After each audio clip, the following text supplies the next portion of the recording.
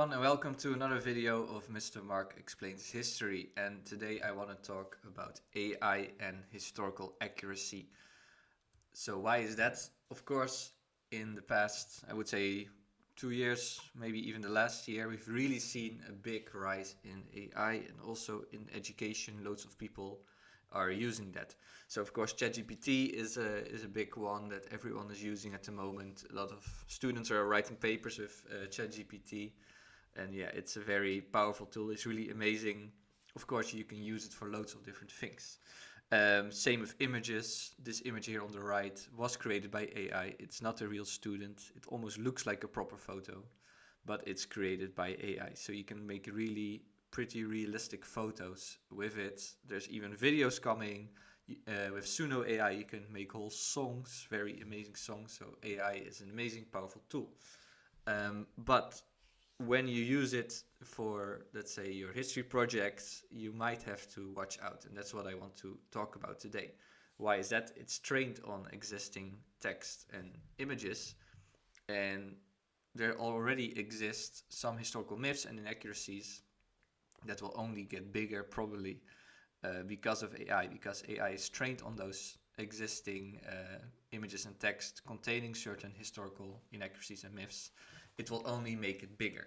So I want to talk about two in particular to show you how, let's say, why that is the case and why you should be maybe careful when you generate images and double check, like, well, first, do you want to use historical accurate images? Ask yourself that, and then check out, is that really the case? Okay, so let's look at a couple of examples. Two. Let's start with the first one. So here you can see some Viking warriors, well, according to Magic Media. So I used Magic Media. It's an app you can also use in Canva. A lot of students use Canva. Canva is an amazing tool. So my prompt was Viking warriors. So I just typed in Viking warriors, Magic Media, and this is the result. Well, it looks pretty cool. They look pretty fearsome, but in this image there is a big historical inaccuracy that you see a lot also in regular media. Maybe you can spot it. Well, I'm gonna reveal it very soon. So what is the historical inaccuracy?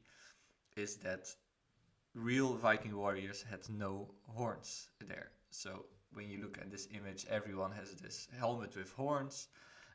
This is a big historical inaccuracy that keeps coming back in loads of movies and shows, and now also in AI.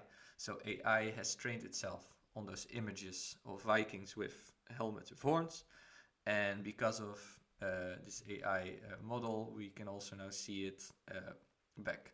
But in reality, Viking helmets had no horns. It's also pretty impractical, of course, when you're fighting to have such a horn. Yeah, so a real Viking warrior looked way more like this, no horns and just a round helmet. I thought let's also check that with ChatGPT if they know, and luckily ChatGPT knows. So he said no, Viking helmets did not typically have horns, and this is this common myth based on 19th century artistic and theatrical representation of Vikings.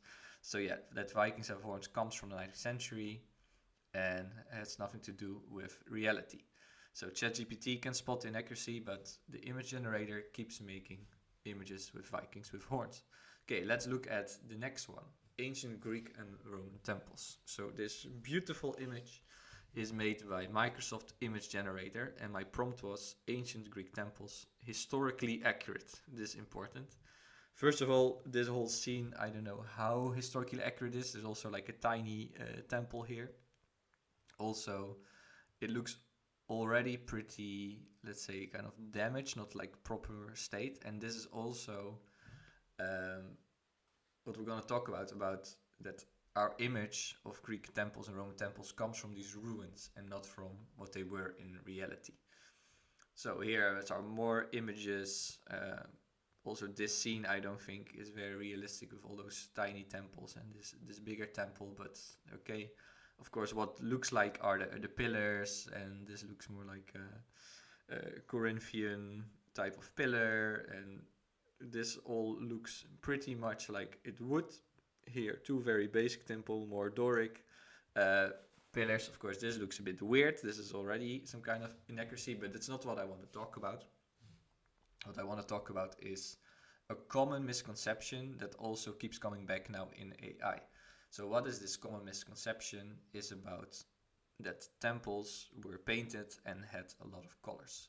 So this image, which was drawn in 1924, so it's actually 100 years ago, they knew much better how ancient Greek temples looked like.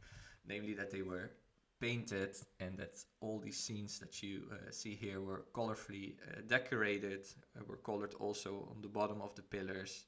There were colors everywhere. It was a very colorful thing.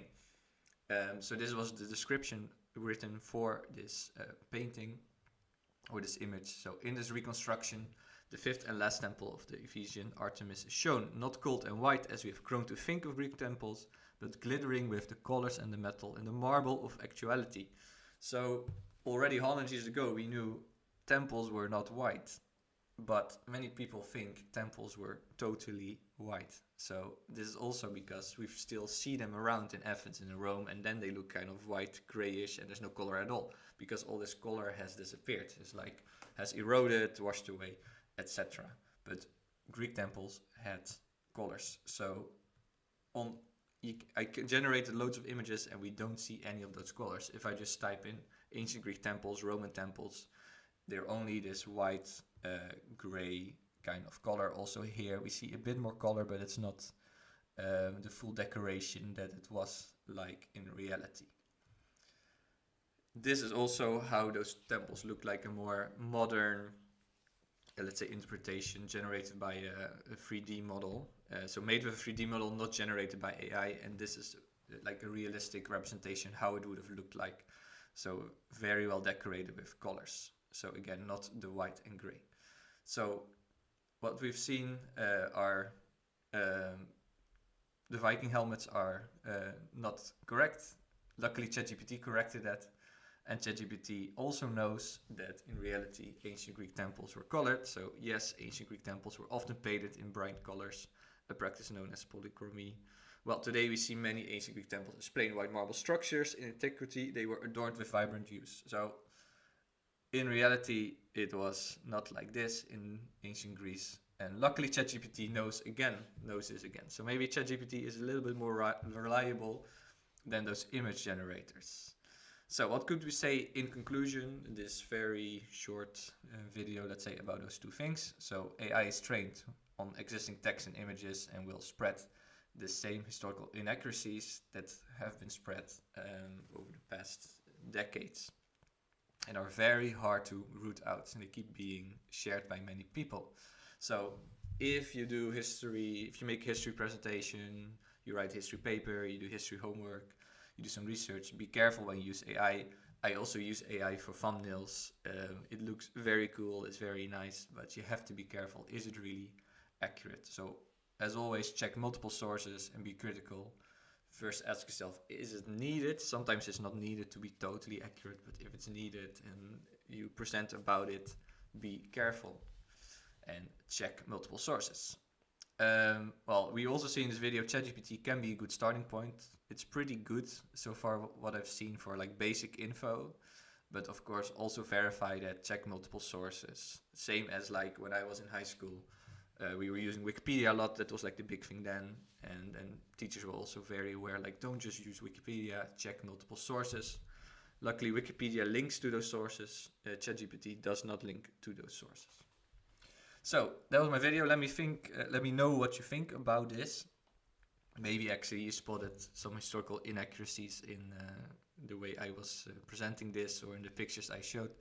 That's also possible, and history is all about debate and adding a bit more knowledge to that debate. So feel free to comment. Some constructive feedback, always welcome. Thank you for watching and see you next time.